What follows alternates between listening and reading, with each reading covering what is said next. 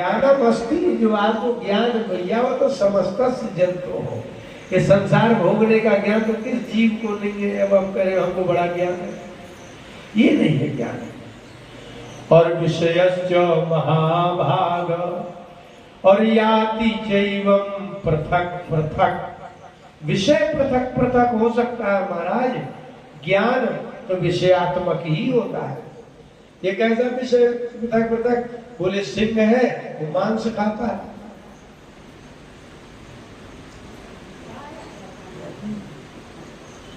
जो विषय ही तो पृथक होगा। जो मांसाहारी है वो मांस खाएगा, जो शाकाहारी है वो शाक खाएगा। लेकिन क्या भोजन में, तृप्ति में, रक्त बनने में, वीर्य बनने में, बल बनने में क्या कोई अंतर होता है क्या? अभी बकरी घास खाती है, दूध देती है। सिंहिनी मांस खाती है और दूध देती है। सूकर मल खाता है और दूध देता है। तो यदि मल खाने से भी दूध बनता है, मांस खाने से भी दूध बनता है और पत्ते खाने से भी दूध बनता है, तो भोज्य ही पृथक पृथक होगा, लेकिन विषय तो एक ही होगा, वस्तु तो एक ही नहीं ना।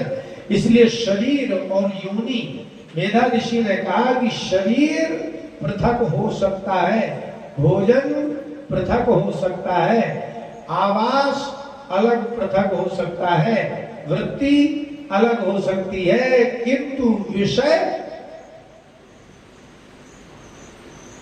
समस्त जंतु हो।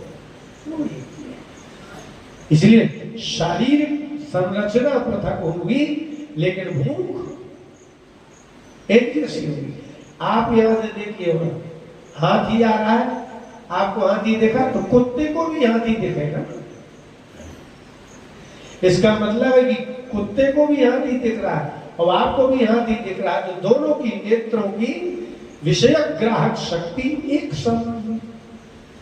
आपको मिर्चा खाइए, आपको तेज लगेगा, और किसी और जीव को खिला दीजिए, उसको भी तेज लगेगा। तो जीवा से रसक ग्राहकता की जो शक्ति है वो एक है, नासिका से गंधक ग्रहण करने की शक्ति एक है, नेत्रों से रूपक ग्रहण करने की शक्ति एक है। आपको गर्म लगता है क्या? उसको गर्म नहीं लगेगा। किसी को आपको अगर गर्म लगेगा कुछ, तो क्या कुत्ता, बिल्ली, कीट पतंग को नहीं लगेगा? तो अग्नि समान रूप से सर्व को तप्त करता है, जल समान रूप से सबको तृप्त करता है। अग्नि सबको समान रूप से तप्त करता है और जल सबको समान रूप से तृप्त करता है। ये शरीर पृथक पृथक हो सकते हैं। इसलिए विशेष महाभाग याति चैवम पृथक पृथक। लेकिन ये तो समस्त जीवों में, आप मनुष्य हैं, वो राजा है, वैश्य है, इससे क्या फर्क पड़ता है? शारीरिक दृष्टि से इस संसार में कोई भी विषय पृथक पृथक हो सकते। वो अमेरिका का है, हम भारत के, बस देश बदलेगा, काल समय बदल सकता है, वस्तु बदल सकती है, लेकिन उन वस्तुओं के ग्रहण करने की जो विधि, इंद्रियां, न वो बदलेगा और न उसका स्वभाव परिणाम भी नहीं बदलता है। इसलिए महाराज आपको ज्ञानी नहीं कह सकते। आप मनुष्य हैं इसलिए ज्ञानी कहते, वो कुत्ता है इसलिए अज्ञानी कह रहे हैं। सारे जीव एक जैसे हैं। अच्छा, हम देखो प्राणी में बताते हैं, देवांधा प्राणिनः केचित्। कुछ ऐसे प्राणी हैं जो दिवांधा, दिन में उनको अंधे हो जाते हैं। कौन है बताइए? दिन में जो अंधे है वो कौन है?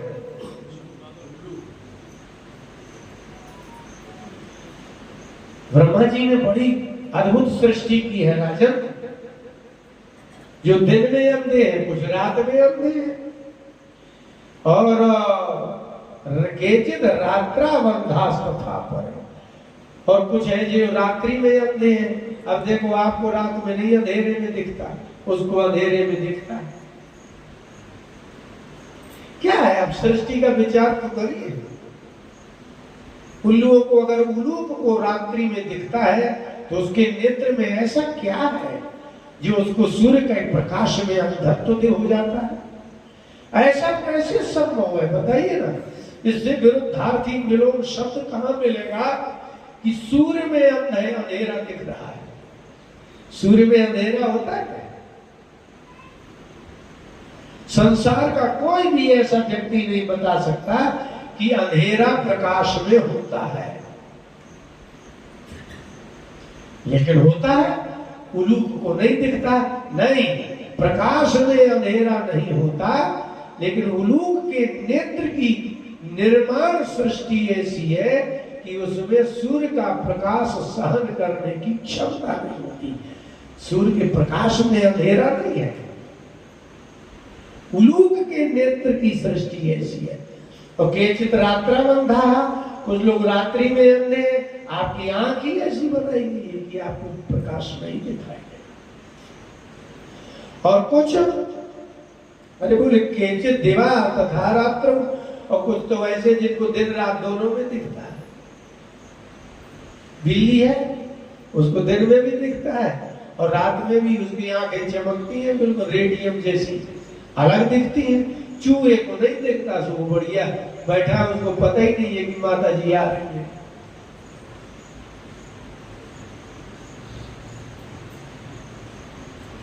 राजन, ये सृष्टि है, सृष्टि।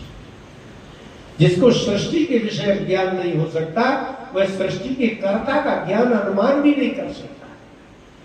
इसलिए भागवत में सर्वप्रथम यही कहा कि जहां से यह सृष्टि होती है उसी का नाम सत्य है, उसी का नाम भगवान है, उसी का नाम ब्रह्म है, उसी का जो कहो सो है।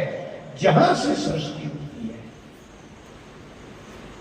प्रथम श्लोक ही है, और ब्रह्म सूत्र का भी वही है, जन्माद्यस्यता। इस जगत का जहां से जन्म होता है उसको सत्य कहते। बोले इससे अद्भुत और क्या होगा, क्या होगा, इससे बड़ा विज्ञान क्या होगा कि उसको हम सत्य कहेंगे जहां से सृष्टि होती है। अब आपसे कहा जाए सत्य पद, सत्य बोलो, क्या है सत्य? सत्य माने क्या? आपसे कहा जाए सत्य बोलो, और भागवत का प्रारंभ में कुछ श्लोक है कि सत्य उसे कहते जहां से वो उत्पन्न होता है। आप बोलो, संसार जहां से उत्पन्न हो उसको सत्य कहते हैं, और आपको कहते हैं सत्य बोलो। कहते तो पहले सत्य जानो तो तब तो बोलोगे। माने जिसका ज्ञान नहीं उसको आप बोलोगे कैसे? इसलिए उन्होंने कहा कि सत्यम वद, सत्य बोलो, नानृतम, झूठ मत बोलो। तो पहले ये तो जानो कि सत्य क्या है। जिसका ज्ञान नहीं हो आप बोलेंगे कैसे? इसलिए राजन, और कुछ तो प्राणी न तुल्य दृष्टया, कुछ प्राणी तुल्य दृष्टि माने दिन में भी देखते हो, रात में देखते। तो आप राजा हो, मनुष्य हो, ये वैश्य है क्या, और ये उल्लू है, ये चमगादड़ है, और ये बिल्ली है, और ये पशु है, इसमें कुछ खास अंतर नहीं है। क्या? कुछ भी नहीं।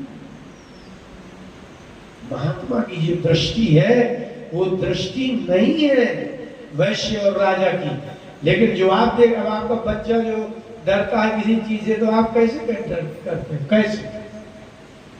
शुरू में छोटा सा बच्चा है, उससे आप पिल्ला खिलवाते हो और वो डरता है, तो आप कैसे कहते हो? डरोगे ऐसे करो, ऐसे उसको निडर करते हो आप, स्वयं स्पर्श करके। माने कुत्ते के पिल्ले को बच्चा प्रथम बार में छूता ही नहीं है, आप उसको निडर कर रहे हो, स्वयं छूते हो और फिर उसको भी छुआते हो। यही है, इसका मतलब है कि आपकी दृष्टि ये है कि ये पिल्ला काटता नहीं है, लेकिन बच्चे की दृष्टि है कि पिल्ला काटता है, और कभी काटा भी नहीं है पिल्ले ने, लेकिन भय आज तक उस बच्चे को किसी भी पिल्ले ने काटा नहीं है, उसको अनुभव नहीं है, इसके बाद भी उसको भय है। इसका मतलब है कि जन्मतः भयम, भय तो जीव को जन्म से ही होता है, चाहे उसका वो अनुभव कर पाए अच्छा, आपको सांप ने कितनी बार काटा है? एक भी बार नहीं, फिर भी डर लगता है। इसका तात्पर्य यह है कि आप अनेक बार मरे नहीं हो, इसके बाद भी मरने का डर लगता है। अनुभूत पदार्थ से भी भय लगता है जिसका अनुभव नहीं है। इन्होंने कहा कि देखो, हम तो कहते हैं